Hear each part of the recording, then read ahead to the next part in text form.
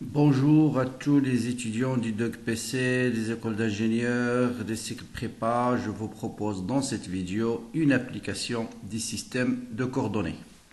Donc, dans une vidéo précédente, j'ai introduit les systèmes de coordonnées polaires, cylindriques, sphériques. Vous êtes certainement posé la question, à quoi sert tout ce bagage mathématique?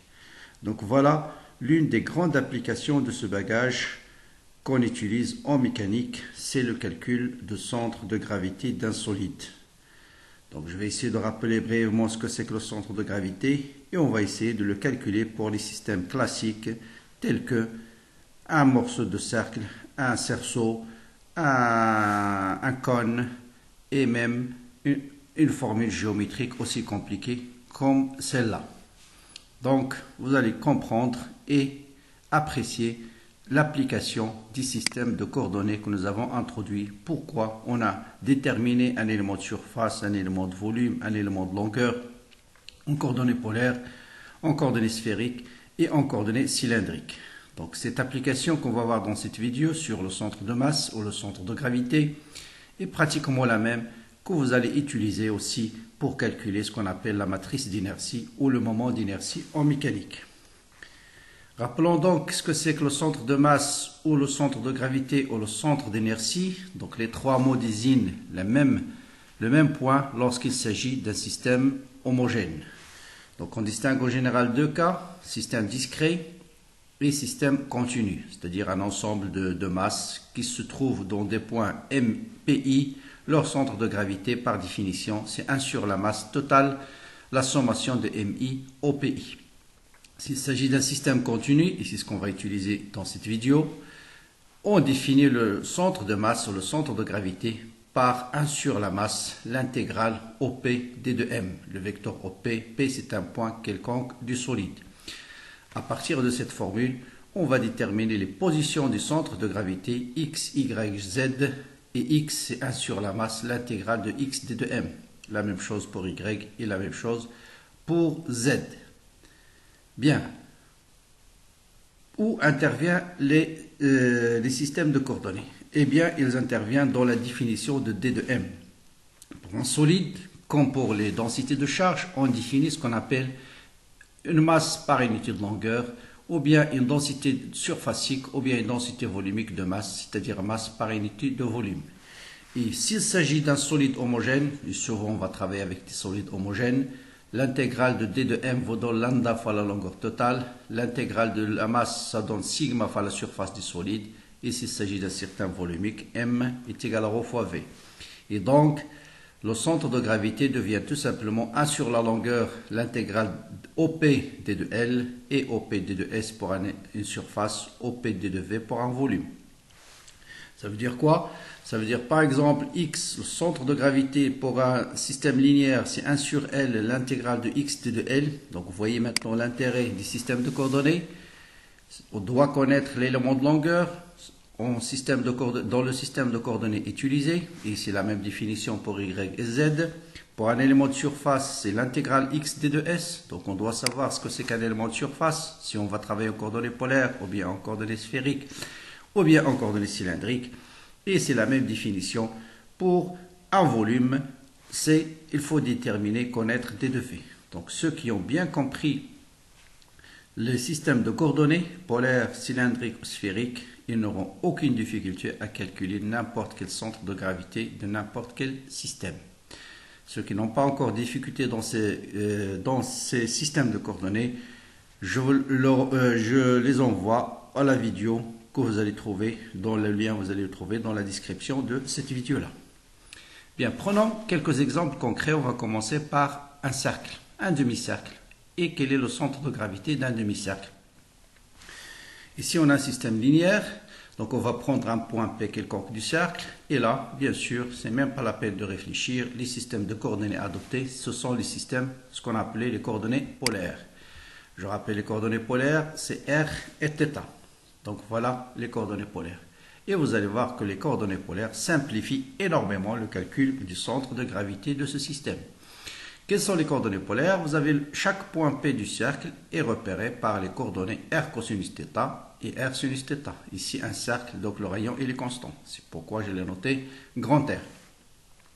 C'est quoi un élément? Donc par définition, xg c'est 1 sur L, l'intégrale de x d de L, et c'est la même chose pour y et z. C'est quoi un élément de longueur en coordonnées polaires? Donc vous avez deux variables, r et θ. R est constante, donc on fait varier θ de d de θ. Le déplacement, c'est r d de θ. Rappelez-vous, c'est r d de θ. Donc je peux déterminer la longueur totale de ce demi-cercle. C'est l'intégrale de ça. Θ varie entre quoi et quoi? Entre moins pi sur 2,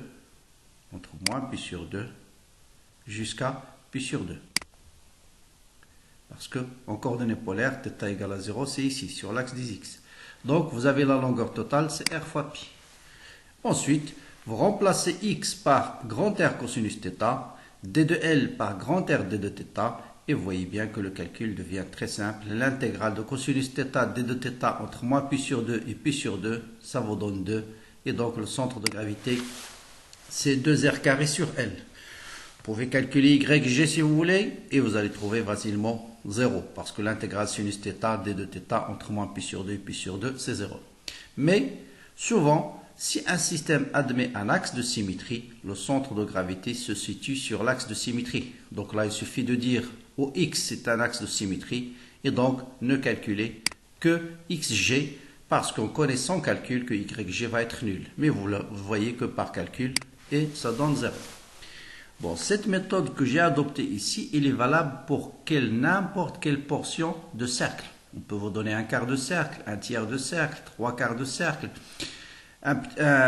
Et c'est toujours la même démonstration pour un cercle. Bon, prenons un quart de cercle par exemple, c'est exactement la même définition. Je prends XG, la même définition que tout à l'heure. Ce qui change, c'est les bornes d'intégration. Pour un quart de cercle, j'intègre θ entre quoi et quoi? Entre 0 jusqu'à pi sur 2. Et donc, ça vous donne r carré sur 2. Cette fois-ci, OX n'est plus un axe de symétrie, non plus OY, donc il faut calculer YG. Et vous allez voir que YG n'est pas nul. L'intégrale de sinus θ entre 0 et pi sur 2, ça me donne la même chose que XG. Bien, donc pour la longueur de ce quart de cercle, toujours intégrer l'intégrale d de L, mais uniquement entre 0 et pi sur 2. Bien sûr, ça va vous donner pi r sur 2. C'est un quart de périmètre d'un cercle. Enfin, en remplaçant L par sa valeur, on trouve que XG égale YG égale à 2R sur pi. C'est à peu près 2 tiers de R. Donc là, vous avez vu comment on a fait pour un système linéaire. Maintenant, on va passer à un système surfacique. Et je prends la même chose, un demi-cerceau. Là, il est plein. Donc, vous avez une masse sur toute la moitié du disque. Donc là, bien sûr, il faut penser toujours aux coordonnées polaires. Donc, c'est exactement la même chose. Sauf que dans ce cas, R n'est plus constante. Donc, petit x égale un point quelconque, c'est coordonnées. En coordonnées polaires, c'est R cosinus θ, R sinus θ. Un élément de surface, d de S, c'est bien sûr la variation de R, ça va vous donner d de R. La variation de θ, ça va vous donner R d de θ. Et donc, cet élément de surface, c'est R d de R d de θ. J'intègre cet élément de surface R entre 0 et grand R, θ entre moins pi sur 2 et pi sur 2. Facilement, vous trouvez pi r carré sur 2. Maintenant, pour le calcul de coordonnées du centre de gravité, là aussi vous remarquez que OX est un axe de symétrie, donc obligatoirement l'axe G doit appartenir à l'axe OX. Donc je calcule uniquement XG. Même chose, je remplace d de S par sa valeur, R d de R d de θ. Je remplace X par sa valeur, R d de θ. Et vous voyez que les coordonnées polaires simplifient énormément le calcul. Donc là, il me reste juste l'intégrale r carré d de r entre 0 et r. L'intégrale de cosinus θ d de θ qui est sinus θ entre moins pi sur 2 et pi sur 2, ça vous donne 2. Et donc voilà xg. Vous remplacez s par sa valeur et vous avez directement xg égale 4r sur 3pi. Vous pouvez faire le calcul de YG si vous voulez. À la place de sinus, de cosinus, vous allez avoir sinus. Et l'intégrale de sinus entre moins pi sur 2 et pi sur 2, c'est 0. Mais on peut se contenter de dire qu'OX est un axe de symétrie. Donc G appartient à l'axe de symétrie. Donc calculer uniquement XG. Mais vous voyez que la connaissance ou bien la maîtrise des systèmes de coordonnées polaires vous donne le calcul très facilement. Donc voilà l'application, l'une des applications très importantes des systèmes de coordonnées. Et cette méthode-là, la même chose, il est valable pour un quart, un tiers, trois quarts de disque, tout ce que vous voulez.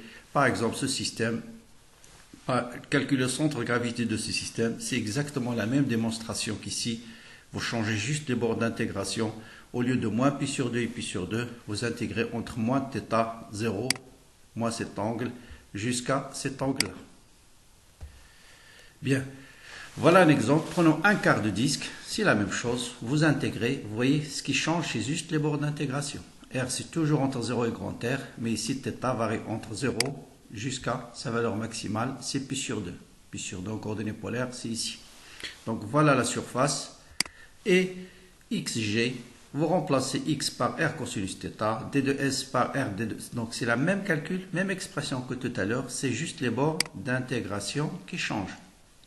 Donc ça vous donne r au cube sur 3s, vous remplacez s par sa valeur, et ça vous donne 4 sur 3pi fois r. Mais là il faut faire attention, au x n'est plus axe de symétrie, au y n'est plus axe de symétrie, donc yg va être non nul. On fait le calcul.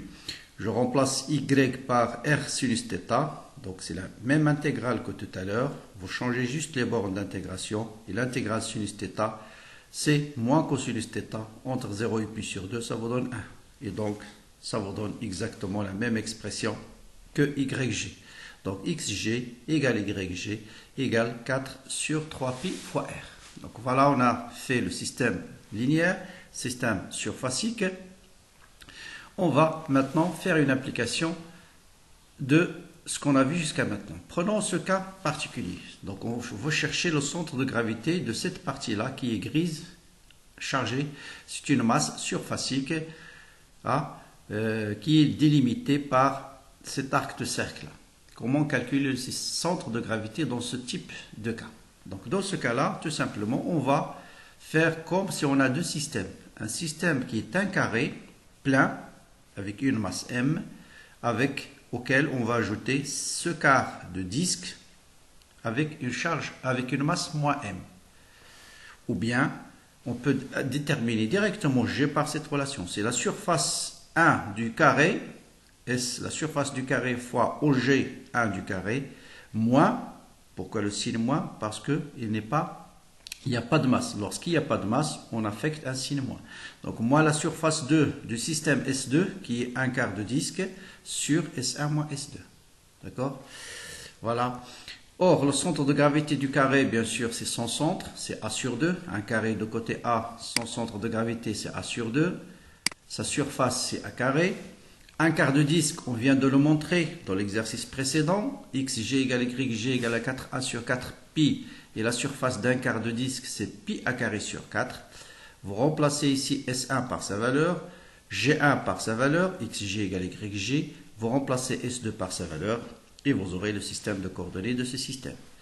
Donc allons-y, S1 c'est a carré multiplié par a sur 2, ça vous donne a à la puissance 3 sur 2. X, Y, J, donc I plus J, moins la même chose S2, pi a carré sur 4 fois 4a sur 3 pi, ça vous donne a au cube sur 3, la même chose, X égale J, donc facteur, je vais mettre X, J en facteur, il me reste I plus J, et sur S1 moins S2, et vous aurez à la fin, voilà la position du centre de gravité.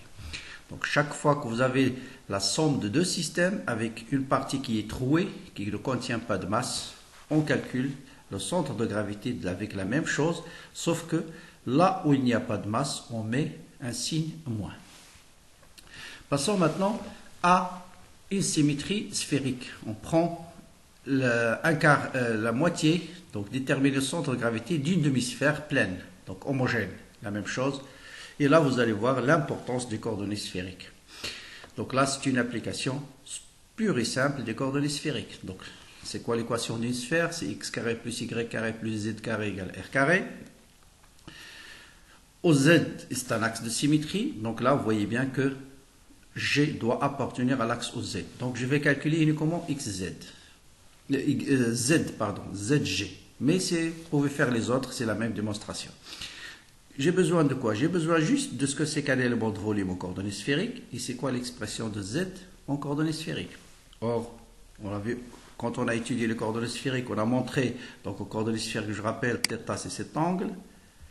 Je fais la projection ici sur l'axe XY. Phi c'est cet angle.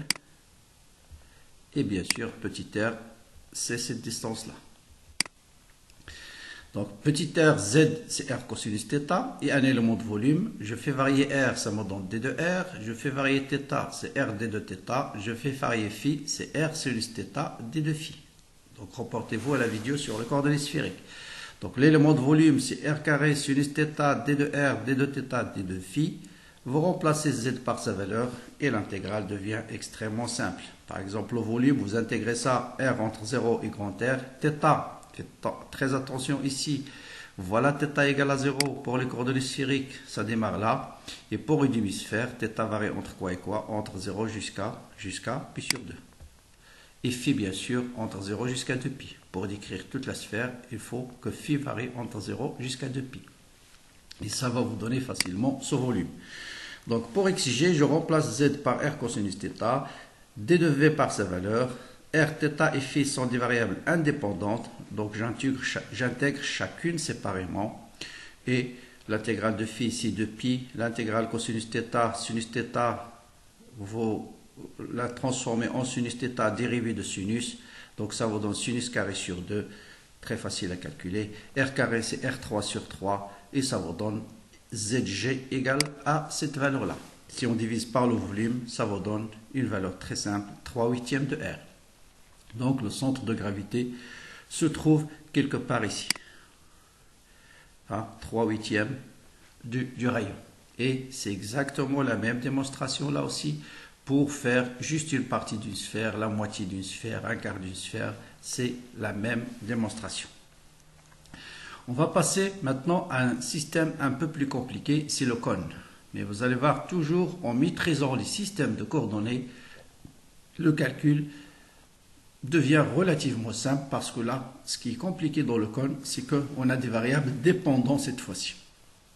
Bien, donc la même chose, vous voyez que OZ est un axe de symétrie, donc j'ai besoin de calculer juste 1 sur le volume, l'intégrale de Z d de V. C'est quoi un élément de volume coordonné cylindrique cette fois-ci? C'est R, d de R, d de phi, d de Z. Très attention. Là, la seule difficulté, c'est que R et Z ne sont pas indépendantes. Dans un cylindre classique, vous faites varier R. Par exemple, R, c'est la distance entre l'axe. Je rappelle en coordonnées cylindriques, R, c'est la distance entre l'axe et le point M. Si je fais varier Z, vous voyez bien que varier R, Z, il est constant. Alors que ici, si je fais varier R, varier Z, R varie. Donc voilà pour ce Z-là, ce rayon. Pour ce Z-là, voilà le rayon. Pour ce Z-là, le rayon varie entre là et là. Pour Z égale à H, le rayon varie entre 0 et grand R. Donc là, ce sont des variables dépendantes. Donc dans l'intégration, il faut bien faire attention. Pour calculer le volume, par exemple, il ne faut pas intégrer R, d de R tout seul, d de phi tout seul, d de Z tout seul. Parce que R dépend de Z. Qu'est-ce qu'on fait? Je fixe pour un Z donné, par exemple ce point-là, je vais intégrer d'abord sur R. Et les bornes de R ne sont plus 0 et grand R, mais 0 et cette valeur-là. Et cette valeur, c'est quoi? C'est grand R sur H fois petit z. Pourquoi? Vous prenez cet angle-là et vous calculez tangente θ de deux manières. Donc z, c'est cette distance-là. D'accord?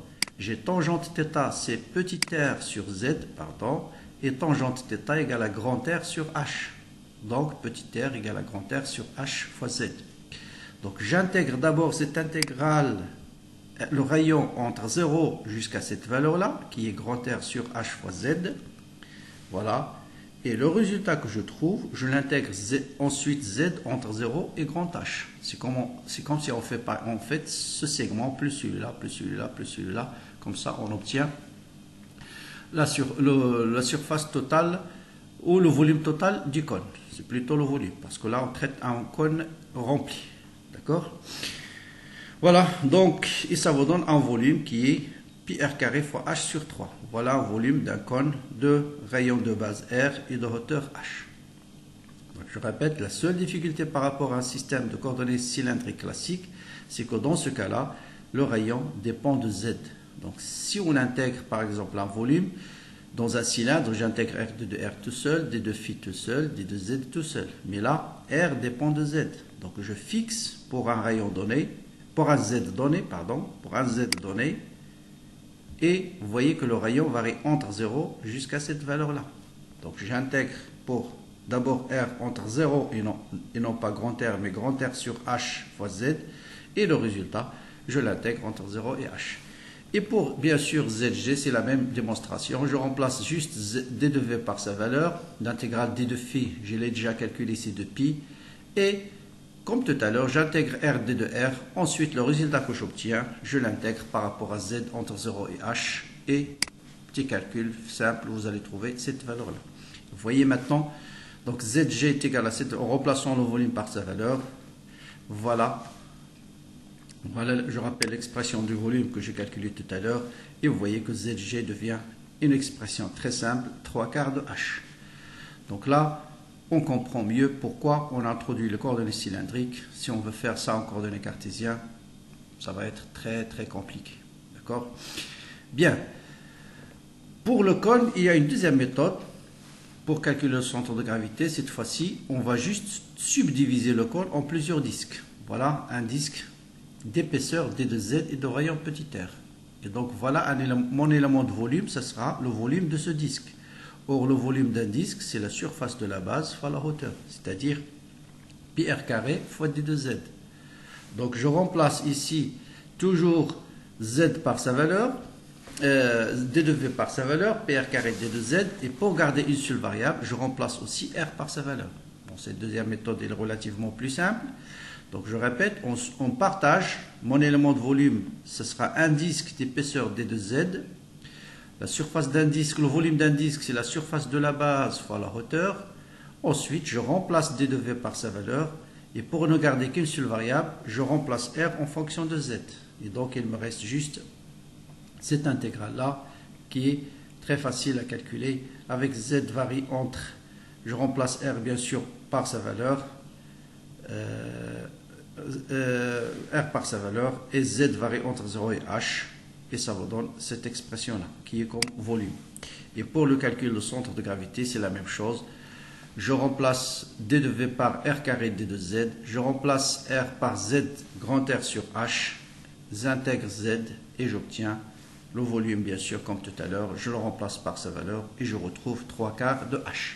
Donc cet exemple il est un peu plus compliqué, mais même si cette deuxième méthode elle est plus simple, je préfère la première parce qu'elle est méthodique. J'utilise les coordonnées cylindriques correctement et je peux déterminer le centre de masse, même si c'est un peu compliqué.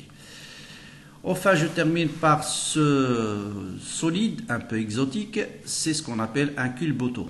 C'est quoi? C'est une demi-boule surmontée par un cône. On vient de déterminer le centre de gravité d'un cône. On a déterminé tout à l'heure le centre de gravité d'une demi-boule. Et là, vous appliquez juste la définition. C'est quoi? La distance BG1. Donc tout à l'heure, on a montré que le centre de gravité d'un cône, c'est entre là et là, c'était 1/4 de H. SG1, rappelez-vous, attention, le cône tout à l'heure, on l'a pris. Je reviens, voilà l'origine du cône. Et on a montré que ZG, que OG plutôt, OG est égal à combien? Est égal à 3/4 de H. D'accord? Donc là, SG, c'est 3/4 de H. Donc ça veut dire CG1, c'est 1/4. Autrement dit, BG1, ce sera le rayon R, parce que là, c'est R et R plus 1/4 de H. Maintenant, BG2, comme tout à l'heure, là aussi, on a pris l'origine ici, on avait trouvé 3/8 entre là et le centre de gravité. Donc, entre là et là, ce sera 5/8.